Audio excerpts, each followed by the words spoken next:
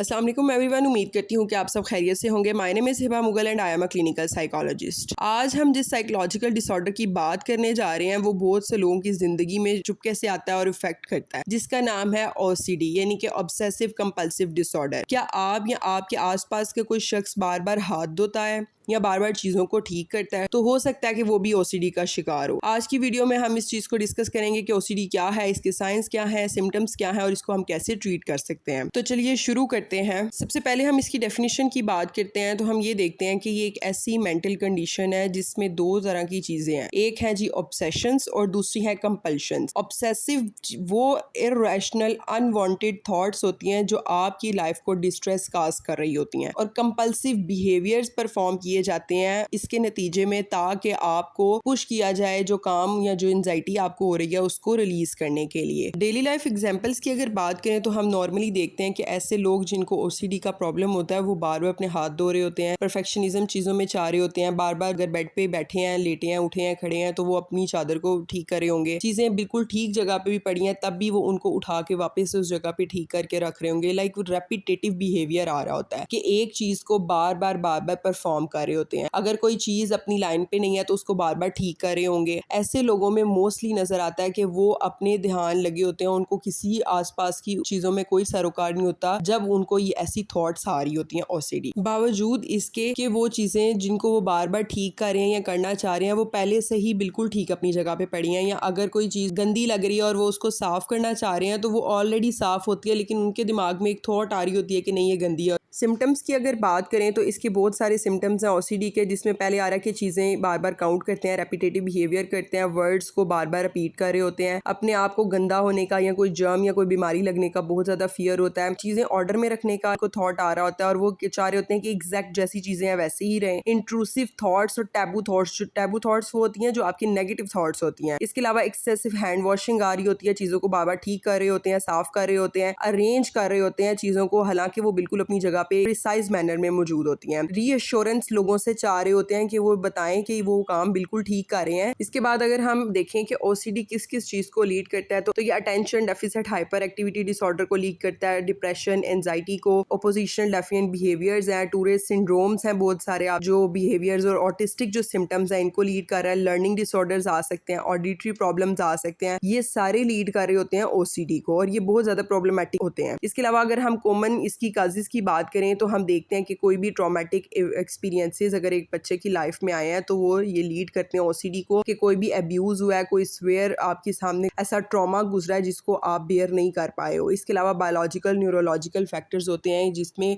Brain की chemistry या brain का स्ट्रक्चर जो बहुत बुरी तरह से डैमेज हो जाता है, स्पेशली आपकी जितनी भी बेसल गैंग्लियाज हैं या ऑर्बिटोफ्रंटल कॉर्टेक्स, इसके अंदर प्रॉब्लम आता है। इसके अलावा सेरोटोनिन का लेवल इम्बैलेंस हो रहा होता है। इसके साथ साथ अगर हम देखें कि कोई भी लाइफ की ट्रांजिशन हुई है, यानी कि आप एक फेज से दूसरे फेज में आए हो, उस वो भी लीड कर सकता है। जेनेटिक फैक्टर्स के साथ साथ आपकी जितनी भी बिहेवियरल फैक्टर्स आ रहे हैं, यानी कि आप ऐसे इन्वायरमेंट में रहे हैं कि जो इन्वायरमेंट से आपने ये चीजें लर्न की हैं, कोई परफेक्शनिज्म का इन्वायरमेंट आया है या कोई डाउटिंग पर्सनालिटी का या रेपिटेटिव बिहेवियर आपने अपनी लाइफ में होते हुए देखे हैं अपने किसी बड़े से, किसी से आप इन्फ्लुएंस हुए हैं, तो ये सारी जितनी भी चीजें हैं ये लीड कर सकती हैं आपके OCD को। इसके अलावा अगर हम ट्रीटमेंट की बात करते हैं तो इसका साइकोलॉजी के अंदर कॉग्निटिव बिहेवियर थेरेपी में एक आपकी थेरेपी आती है, ERP के नाम से आती है, एक्सपोजर रिस्पॉन्स प्रिवेंशन थेरेपी है, जिसमें आपको ग्रेजुअली फियर के साथ एक्सपोज कराया जाता है विदाउट परफॉर्मिंग दैट बिहेवियर। कोई एक्सपोज कराया जाता है तो आप वो चीज को परफॉर्म किए बगैर ही महसूस करते हैं कि हाँ ये हो रहा है, लेकिन इसके बगैर भी चीजें ठीक हो सकती हैं, जरूरी नहीं कि मैं ये बिहेवियर परफॉर्म करूं। इसके अलावा मेडिकेशंस बहुत सी हैं जिसमें SSRI है, सिलेक्टिव सेरोटोनिन रीअपटेक इनहिबिटर्स हैं जिसमें फ्लोक्सेटीन्स आ जाती हैं। इसके अलावा साइको एजुकेट करते हैं, आपको आपकी बीमारी के बारे में एजुकेशन प्रोवाइड की जाती है। बहुत से सपोर्ट ग्रुप्स हैं ऐसे कि जो आपकी मदद कर सकते हैं। इसके अलावा अगर सीवियर केसेस हो जाते हैं या कोई प्रॉब्लम के साथ बच्चा आता है तो उसको हॉस्पिटलाइजेशन की जरूरत पड़ती है। OCD की अगर हम साइकिल की बात करें तो वो कुछ इस तरह से चलता है कि पहले आपकी ऑब्सेसिव थॉट्स आती हैं, वो आपको डिस्ट्रेस काज करती हैं, फिर आप कंपल्सिव बिहेवियर परफॉर्म करते हो और वो